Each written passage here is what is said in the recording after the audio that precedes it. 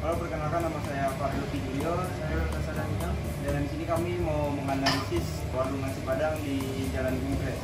Kenalin, nama gue Farel Safiola Muklis, punya usaha nasi Padang di daerah Impres, Ciledug, Tangerang. Udah buka sejak 2007 sih, sampai sekarang alhamdulillah mas.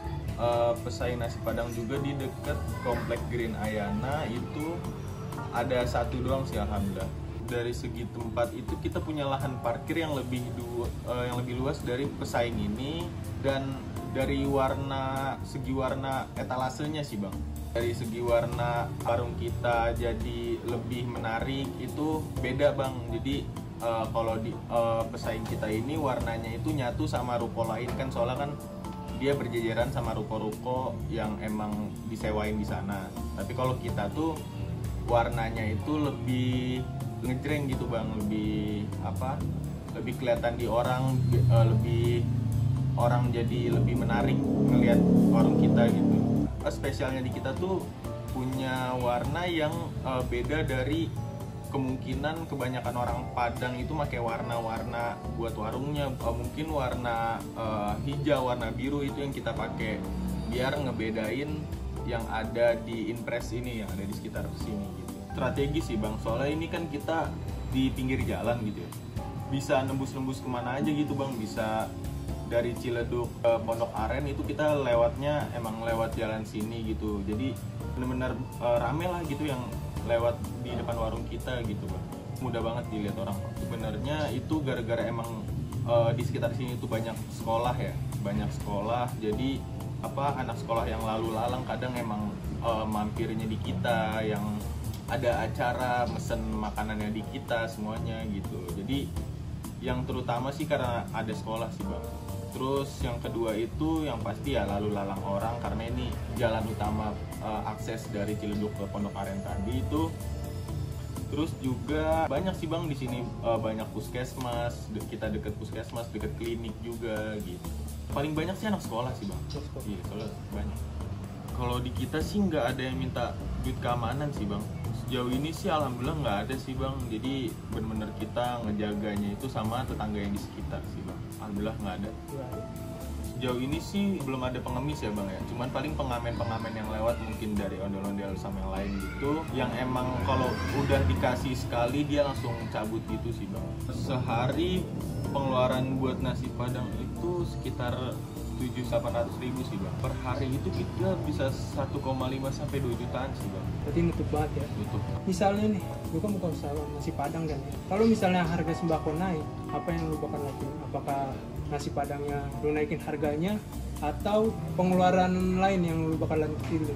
Dari kitanya sih pengeluaran yang lain sih bang, buat yang dari kemasan buat ngebungkus nasi Padangnya, dari alat-alatnya itu yang kita kurangin, mungkin harganya lebih murah kita belinya gitu. Berarti masalah packaging yang lu minimalis ini. Tapi kalau harga nasi Padangnya tetap? Nasi Padangnya tetap. Dan itu untung? Untung. Kalau misalnya selain harga sembako naik nih, Ya. apalagi yang bikin kemungkinan di keuangan lu rugi? Itu sejauh ini belum ada sih bang, kayak mungkin kemalingan atau apapun belum ada, mencari barang gitu. Alhamdulillah sih belum ada. Berarti nggak ada lagi nih yang nyebabin selain harga sembako naik nih, nggak ada lagi nih? Nggak ada lagi sih.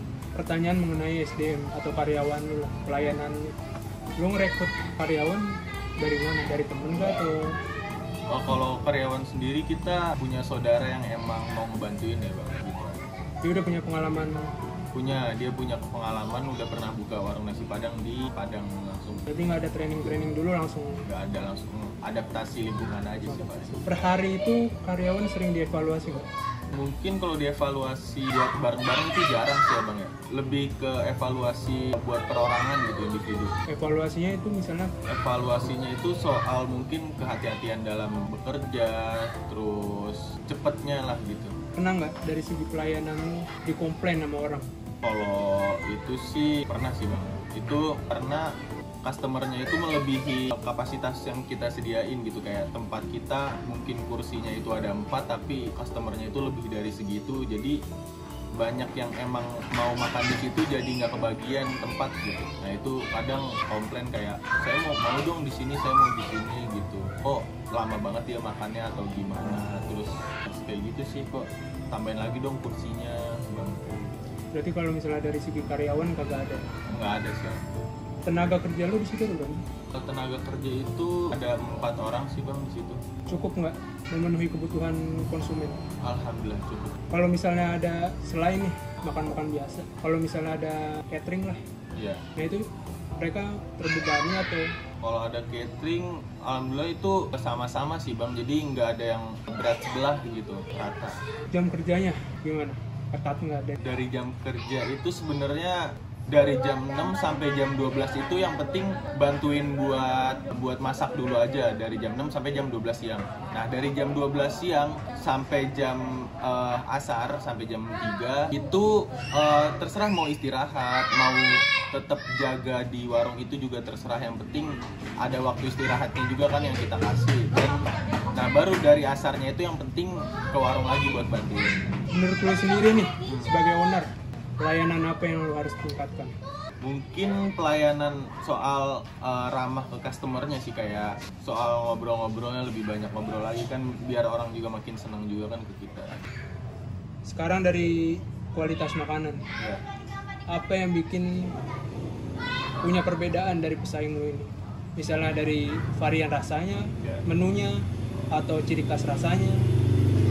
Yang bedain dari kita itu kita nambahin menu-menu yang mungkin nggak ada di nasi padang lain sih kan. Jadi kayak contohnya gorengan, sayur-sayurannya, terus kita juga ada jengkol pedas gitu.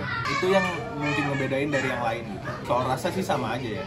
Dari jarak lu masak sampai bisa dihidangin konsumen biar kesegarannya terjaga, Iya. itu berapa lama? Itu kan waktu kita masak itu dari jam 6 sampai jam 12 siang ya bang. Itu tergantung makanannya juga bang. Jadi kalau emang yang nggak bisa sampai malam, nggak bisa sampai besok, itu kita mungkin kita kasih ke orang, ke pemulung atau yang emang membutuhkan. Tapi kalau yang emang bisa kita taruh kulkas dan buat besok, itu kita lakuin kayak gitu. Pengalaman pemilik nih udah berapa lama? Udah dari 2007 sih bang, 17 tahun. Dalam operasikan restoran makanan nih udah lumayan. Alhamdulillah udah. Kalau dari segi kualitas makanan sendiri nih, ada nggak yang lu pengen tingkatin? Gak ada sih bang, soalnya belum terlalu banyak dapat inspirasi dari yang lain. Soalnya kan kita tuh yang paling, alhamdulillah yang paling rame. Jadi kita bingung nyari inspirasinya kemana juga kan.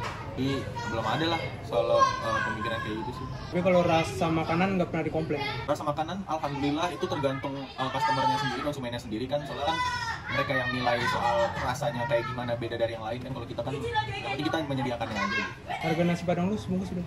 Harga nasi padang 11 sampai 13.000. Perbedaan dari? Bedanya itu dari ayam, ikannya.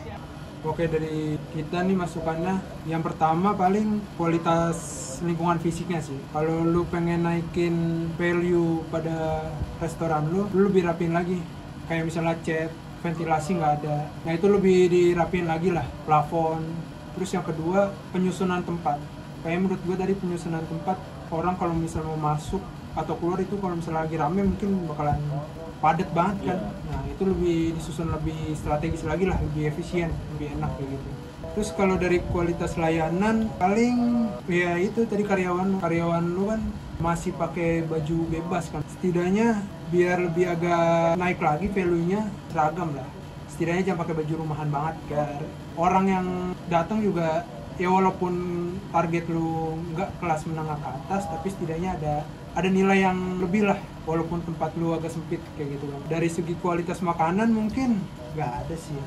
Udah sih paling itu doang, cuman sama inian sih pengeluaran sama pemasukan lu kan tadi kalau misalnya dihitung-hitung dari apa yang lu sampaikan kan itu masih belum agak jelas, belum agak tepat, akurat. Nah itu lebih dipertajam lagi lah. Pengeluarannya berapa, pemasukannya berapa, nah itu lu harus bener-bener hitung lebih bener-bener lagi kayak gitu. Biar lu tahu sehari ini lu untung, oh berarti gue untung 300, oh gue untung 500 kayak gitu. Itu keuntungan tuh maksudnya keuntungan bersih lu ya, bukan lu puterin lagi buat besok kayak gitu. Kan tadi kalau misalnya keuntungan lu 2 juta terus besok lu keluarin lagi 700 kan berarti 700 kan juga belum untung semua kan, belum pengeluaran semua kan. Nah itu lebih dihitungin lagi, lebih akurat supaya setidaknya bisa naik lah kualitas UMKM restoran kayak gitu sih. Sekian video analisis dari kami. Terima kasih telah menonton. Saya Farah Luki Juliur dan Witasa Daniel. Izin pamit.